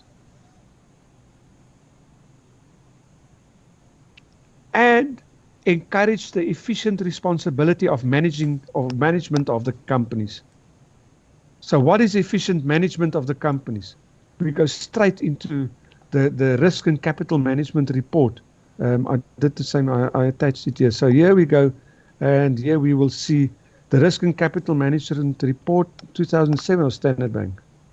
I didn't want to use only one bank, you know. Right. So I'll show it from various banks. They all say the same thing, but I'll show you from the various banks. They have a thing called, this reporting is an audited document. It's reports to the committee responsible for the audit, and they maintain that. Let's go there. Let's see if we can stretch it. The group's risk appetite, risk profile, and the risk exposure are reported on a regular basis to the board and senior manager. So they have a committee who manages all of these things, and they make sure they are fully within the law. They don't skip a beat. They make sure they know, they do everything precisely to the letter. Right. No, we wanted to get to this one. There are the different types of risks that they need to take care of, and the one is called the credit risk. Credit risk is the risk of loss arising out of the failure of obligors to meet their financial obligation when due. A loss to who? To the investor, not the bank. Right. Remember when we go back here and we look there at number 4C, 42C, what do we see? We see 42C. See here, it says, neither the special purpose institution nor any of its creditors shall have a right of recourse against the bank in respect of costs, expenses, and losses. Okay, so when we go back there, we'll do that one just now. Here we are. Those are the financial loss, or there's some loss arising here out of the risk. Then they have compliance risk, the compliance to the law. Before you go to that one, can we go back to the other one, Ben? Yeah, credit risk. Now, I tell you why I'm asking you this, because Dominic put into the side chat much earlier this evening, and I just want your comment on what he says here. I'm being summoned for student loan and credit card. I lost my job 20th of February in 2020. Went to UIF, still haven't received a cent. Now I am 10 days before I have to set a court date. Please help. What's his liability under what we're talking about here? His liability is to himself, to educate himself, and that's why I'm doing this. And so, to educate people and make them aware, so that he can go there and defend himself properly. So he could defend himself against a student loan and a credit card where the bank's trying to take him. Okay. Yes. So once he's aware of how this works and what is happening here, he can then speak from his heart the truth, without having to have a paper there to remember anything. So when you can speak the truth from your heart, there's no remedy for the bank, because I can tell you this much, that loan agreement is gone. Yeah. Now the other thing is he can use the prior court ruling as a precedent, can't he? Yes. We actually do use it as a precedent. Yeah. There are various others also, because what he's going to notice is when the bank comes to court, they won't have the loan agreement. They'll have a copy of the loan agreement that's unsigned, because it was sold down the line, and so they're not in possession of the loan agreement anymore. So they will say, it's mislaid, we lost it, a fire burned it, or any kind of excuse why it's not there. Then there are specific judgments where the judge said, if you don't have the papers in court, get out of my courtroom. Right. You do not have a cause of action. Everything starts with a loan agreement, and everything ends with a loan agreement. Right. And that is why I go straight to the heart of it, attack that loan agreement. That loan in the court is proof of fraud. And that's because it is securities fraud, because the loan cannot serve as a loan or a cause of action in a court and a security to some investor somewhere. Right. At So the it same can't serve time. two purposes. At once, no. Yeah. Okay. It's either or. Yeah. Back to you. So now we have compliance risks. Compliance risk is compliance with the regulatory sanction and financial regulations with regards to it's a code of conduct and all the standards and practices. They have to conform to the law 100%. Then there are other risks that are actually not of much interest to us. I've put a long description here of what it actually does. Then there's a reputational risk. The bank has a huge obligation, because from this can stem a thing called there's another risk that comes with it. It's called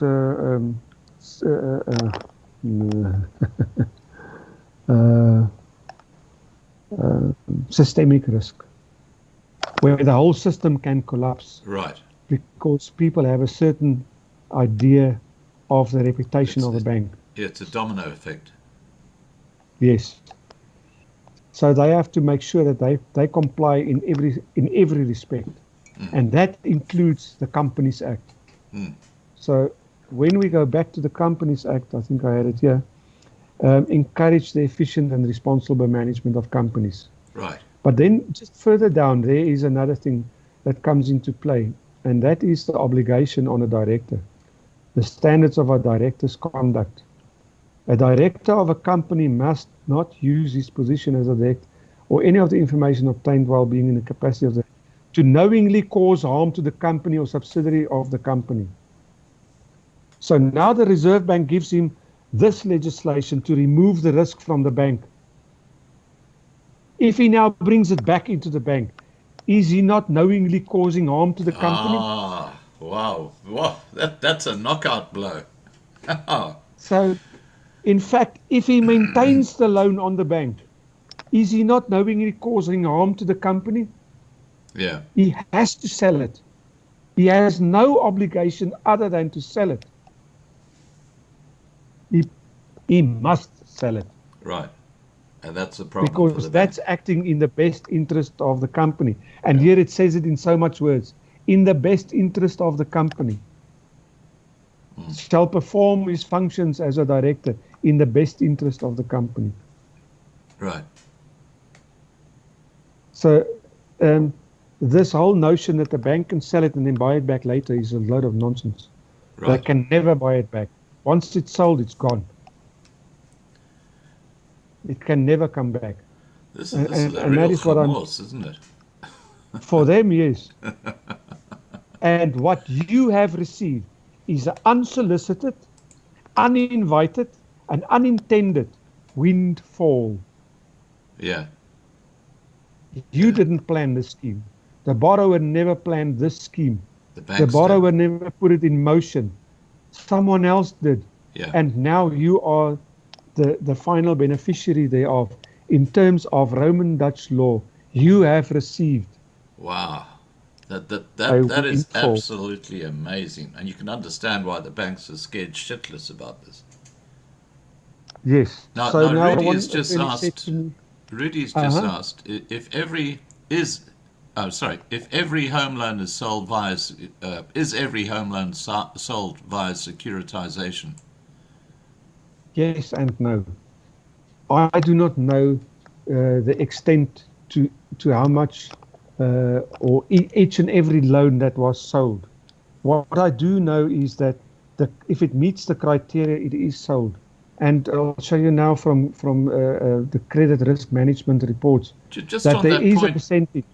just on that point, Ben, how can 90 someone, let's say that the bank's trying to foreclose on them, how can someone check to see if the bank has put this into the securitization scheme, which means that they basically can get off the hook? Is there a way they can now- actually check? There is a way to check. Now, that comes with a discovery. Okay. What happens is the bank brings the loan agreement and the bond to court as proof of the debt to say that you owe them. Now, remember we said that the loan has been moved into the safe custody agent Yes. and the bond also? Yeah. Okay. So neither the loan agreement nor the bond can serve as proof contrary to securitization. And where we're going to go now is a thing called the sale agreement. Right. And this is a sale agreement in terms of Home Series 1, Home Obliges Mortgages Enhancement Securities Proprietary Limited. A long name. We call it for short Homes. Is the issuer. And that is in relation to Absa Bank, the servicer and seller, and Absa Bank as administrator. And Absa Bank or Home Obliges Enhanced Securities SPV Proprietary Limited, that's a security SPV. So to this contract, there's 1, 2, 3, 4 players. In terms of this contract, it says the following. The seller, that is the bank, carries on the business of, among other things, originating. Remember we said what is the definition of originator? Let's quickly go there again. It is someone who transfers loans from its originator, means an institution that whether in the commencement or during the life of a scheme transfers assets from its own balance sheet.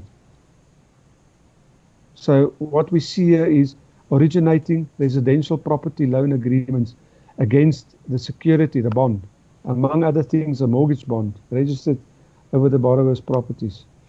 The seller has agreed to sell and the issuer has agreed to purchase the loan agreements when they comply with the eligibility criteria. That's why I say the amount of loans that was sold falls under this eligibility criteria. If it's within the bounds of the region of South Africa, if it's not 1 month in arrear, and if at least one payment was made, it's eligible to be sold. So I'm going to go to a risk and capital management report of Nedbank. And this was for the year 2018 and also 2019. And this is an audited document. Now, if all home loans were 1 million rand home loans, Nedbank has had 2,052 1 million rand home loans assets securitized in Greenhouse Funding 3, which was started in 2014, rated by Moody's, a traditional securitization scheme. And it says that lower on it says that they are not involved in synthetic securitization, which is something different. Well, this is in essence the same. This is on Nedbank's own annual report, isn't it? Yes. Well, what page so is that's this? Where you find. This is page 90. Page 90. Is this a current one? This is the 2018. I'll show you the 2019 one. It's on page 94. Okay. But what I want to show you of interest and answering the question of how many loans are sold. Right. Well, 87.4% was removed from the balance sheet of Nedbank. Wow. The remaining 300 loans are those who are not eligible, meaning it's either younger than 1 month or they've defaulted within the first month. Right. Very few people default the first month. I mean, you've just got a loan and you default on the first payment. I mean, so what you're saying those is people the overwhelming... are professional creditors. What you're saying is the overwhelming majority of housing loans are actually passed on to the SBI. Yes. And once gone, can't come back. Wow. Wow. Remember this risk being removed from the bank's balance sheet increases the bank's credit rating, which is in the best interest of the bank. Yeah. Which means the director must do this. Which means the director cannot buy the loan back because that will bring their credit risk or their credit rating down. Right. In terms of the Companies Act. Yeah. So that was the issue in 2018 against 2017. And now when we go further down, we go to 2019. I haven't received the 2018, the 2020 documents yet. There's December 2019. Right. And here's our lady.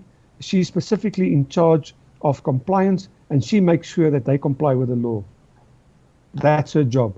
If they Right. don't comply with the law, she's failed in her job.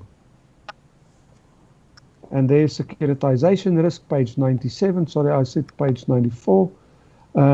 The board has put a committee in place to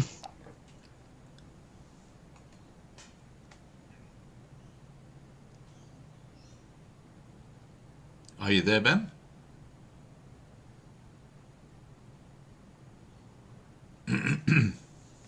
I think the banks are playing with Ben and his internet link.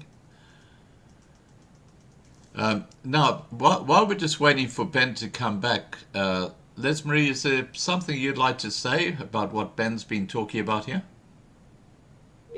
I am in awe. It's amazing what he's actually compiled here. And I'm just wondering, is there a special benefit to certain entities then to drive these type of schemes legally, and others that actually do that will always be illegal?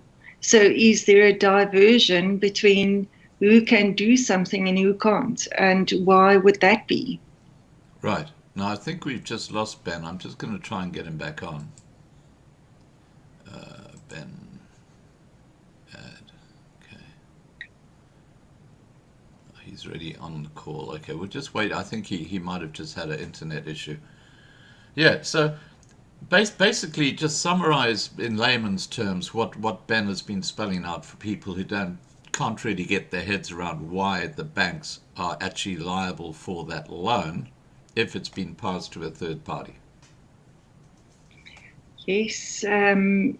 My question would be, does a borrower know what they actually are doing? And it's something to do with their identities that are aligned with that. And I want to, from a strategic position, think that Facebook would then not be a unique system that was created, because they also capitalize and exploit their customer base, which is a free service.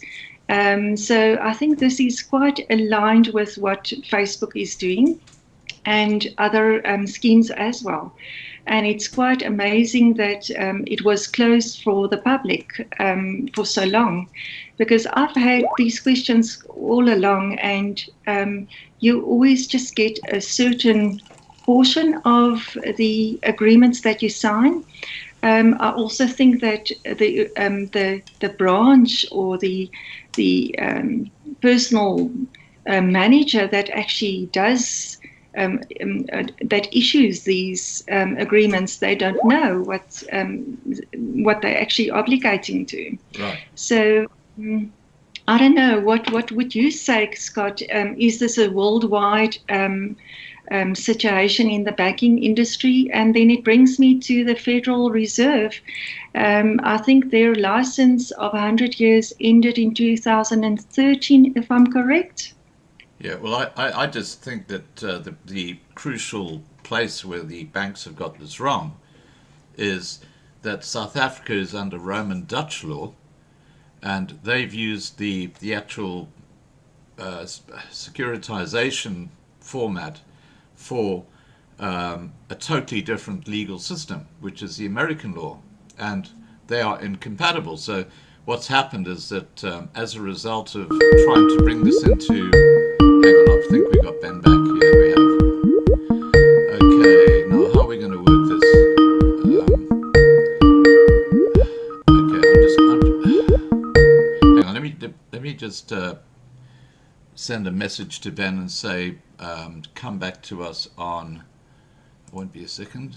Ben, here we are. Okay. Okay, Ben, come on, Ben, where are you? Ben van der Pol, come on. He's just got to click on the meeting. Well, look, I'm going to call him, and I'll close down this meeting, and then I'll call you back in again. Thank you. Okay, Lesmari, I'll see you in a second. Bye for now. Okay, let's get Ben in first.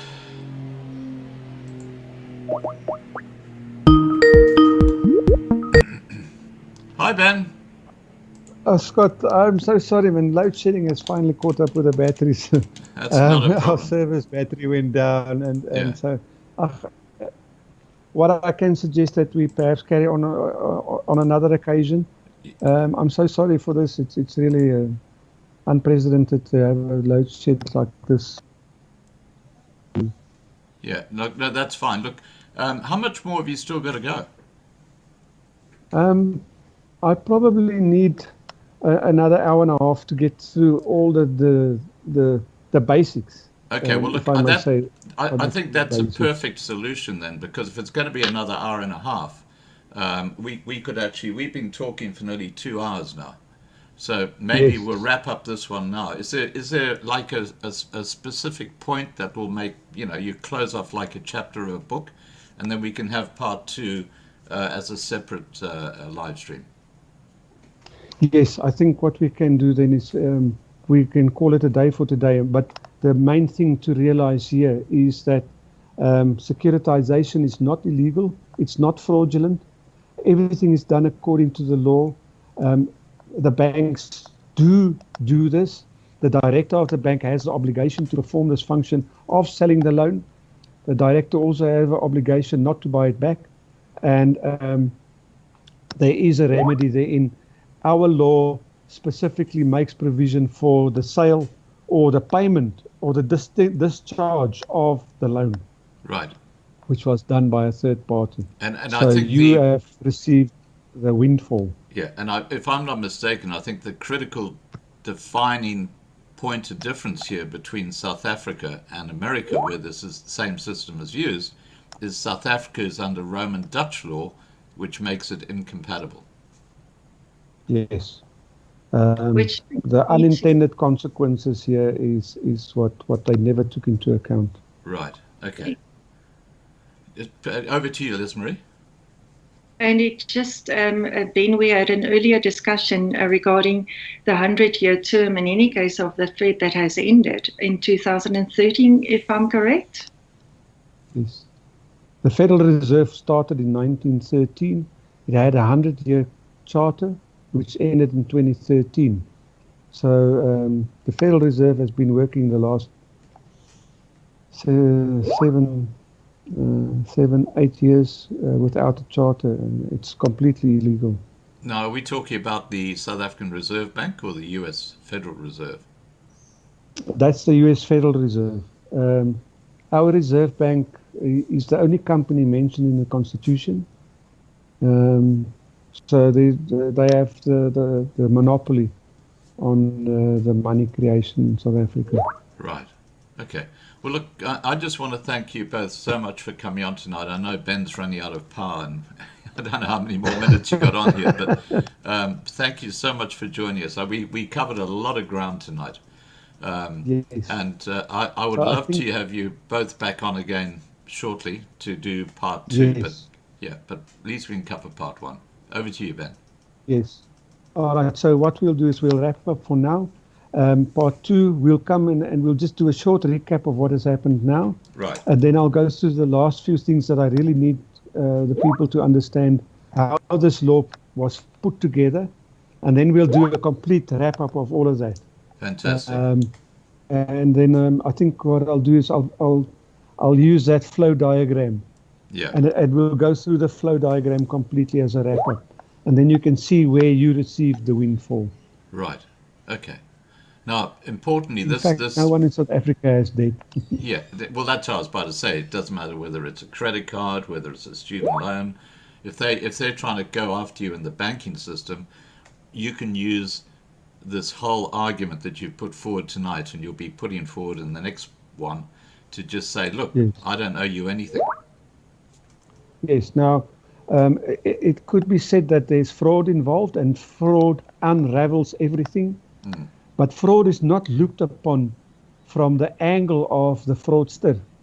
Fraud is looked upon from the angle of the victim thereof. Right. And so if the fraud was committed and you received the benefit thereof, then by your loan being discharged, then I think we've reached the point where that the bank can prove it never suffered a loss. So our banking system cannot collapse. collapse, and no one has debt in South Africa. Wow. And of course, we have the precedent that people can take into the court and say, well, read this. Yes, I think if more and more people take it to the court, they will eventually start to take action and notice of it. Yeah. Many judges have shrugged their shoulders and shrugged it off as nothing. I had one judge ask in court, he asked the attorney for the bank, what is the securitization thing? I don't know anything about it. And when we said to him, ignorance of the law is no excuse. If you don't know what's going on here, get a judge that does. Recuse yourself That's a and great bring a answer. judge that does. So don't tell us you don't know what's going on here. Yeah. In fact, every judge appointed appears before a board of the JSE to make sure that they understand and know this. Yeah, now look, Marlena's saying, how about the 10th of May for part 2? How does that suit you, Ben? I will be available. And how about you, Lesmari? Can I come back to you on that? Yeah, can you speak to Marlena? Thank you. Yeah. And then, Yes. now please be excused, I've got my next meeting in the USA right now, and it's waiting for me. Okay. I wish you all the best, Scott. It was a pleasure meeting you. And Ben, you know that we're going to keep our discussions going. Have a wonderful Yes. evening, guys. Great, Okay. thank you so much, Lesmari. And Thanks. thanks again to you, Scott. To me, it really is all about education and educating the people so that Yeah, they can have a remedy. right. Thank you, everybody. Okay. Thank you so much, Ben. Thank you, Thank you. Lesmari. And yeah, so Ben, we'll see you on the 10th of May.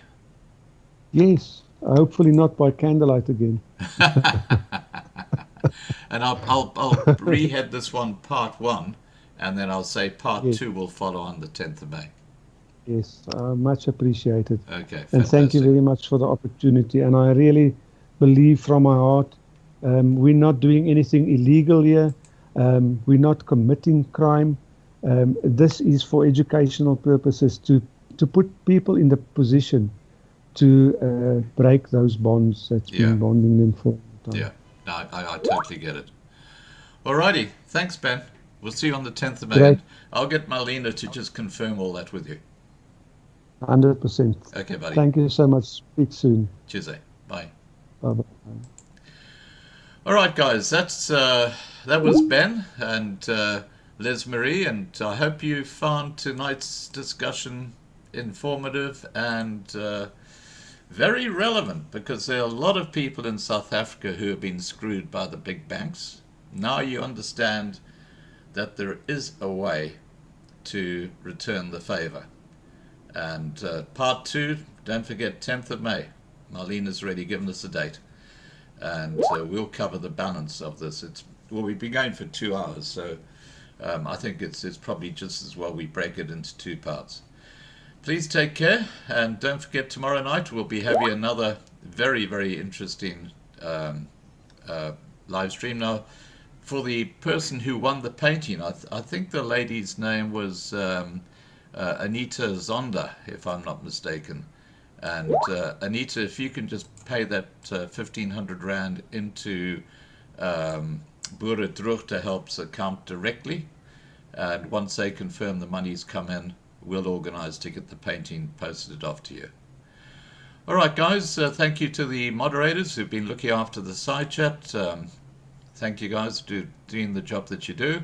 And for everybody else who's joined us tonight, thank you for joining us. And I hope to see you on the 10th of May, because that's going to be a very, very interesting discussion as well. I love it when the banks fall on their sword. It's called karma. I'll leave the side chat open for a few minutes. Don't forget to register on lovinglivetv.com if you haven't done so. And you guys can just have a bit of a chat in the side chat, and we'll see you tomorrow night.